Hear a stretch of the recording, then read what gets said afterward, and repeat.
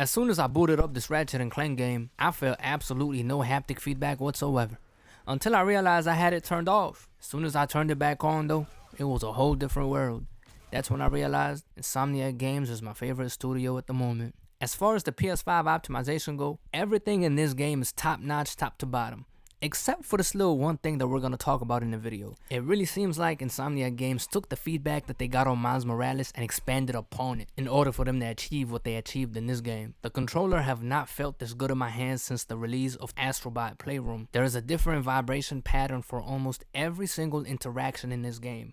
Whether you're walking around, grinding on the rails, hovering, breaking boxes, spinning the gear using the wrench, there's even haptics in the cutscenes. And to take it even further, even on the keyboard sequence when hacking, you can feel the buttons on the keyboard being pressed on different parts of the controller. Every vibration pattern feels very unique and thought out, and this is the kind of thing you get when the game is only made for the PS5 and not also on the PS4. And of course, for every single gun in this game, you get a different vibration pattern, a different trigger response, and a bump halfway through the R2 that lets you use the gun in different ways. Like for example, let's say you're using the pixelizer. If you press R2 all the way, it shoots normally, but if you hold it halfway through, it charges up a more powerful shot. And as soon as you click the R2 all the way, boof, boom, pow, everybody pixelized. Or on the drill pack, if you hold it halfway through, it locks on multiple enemies, and as soon as you press it all the way, it lets bullet fly on the enemies that were targeted. If you're using the blast pistol, holding it halfway through shoots one line of bullets, but if you press R2 all the way, it shoots 3 lines of bullets at a more rapid pace. If you're using the headhunter, holding L2 halfway through aims, but when you press it all the way through, it slows down time in case you need time if you suck. The theme of holding down the trigger halfway through is continuous throughout the whole weaponry set that you're given. I cannot go through every single vibration pattern or trigger response, or else this video will drag on for like a couple more hours. This is the most beautiful game I've played on the PS5 yet. You basically get 3 different graphics settings: fidelity, performance, and performance RT. But this game overall just looks amazing.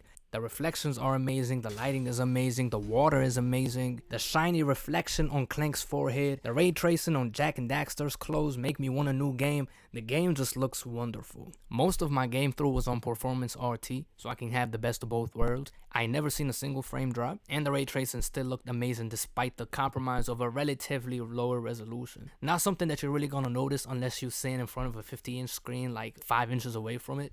However, if you're pixel peeping, you might notice, but as far as an overall experience, performance RT was my favorite. 3D audio in this game is amazing. It even got serious one time. They had an explosion that happened right behind me, so it put pressure on the back of my head somehow. I guess it was the bass in the headphones, and it even made me look back, but it was just my mom sitting on the couch. The only downside in the PS5 experience of this game are the activity cards. They're virtually useless. Activity cards are made so you jump right into the game. Even though you get numerous activity cards with actual activities that you would expect to play in the game, it takes you straight to the main menu sometimes.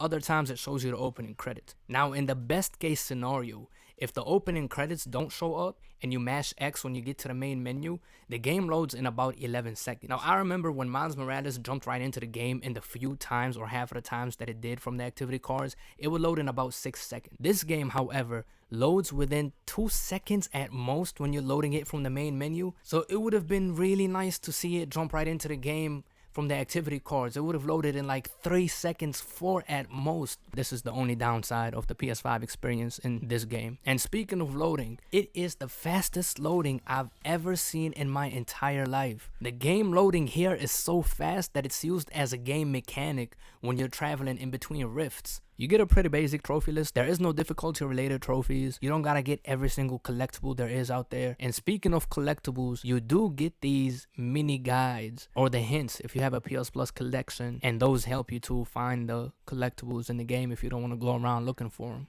I love what Insomniac did here. Even though the activity cards are virtually useless as of right now, I really hope that they make an update that fixes that. But that didn't really get much in my way. So I'm going to go ahead and give this PS5 experience a 10 out of 10. Or 3 green lights. All 3 of them lit up. Thank you for watching. Like if you like, and the sub would be nice. Amen. Ratchet and Clank Rift Apart. Later.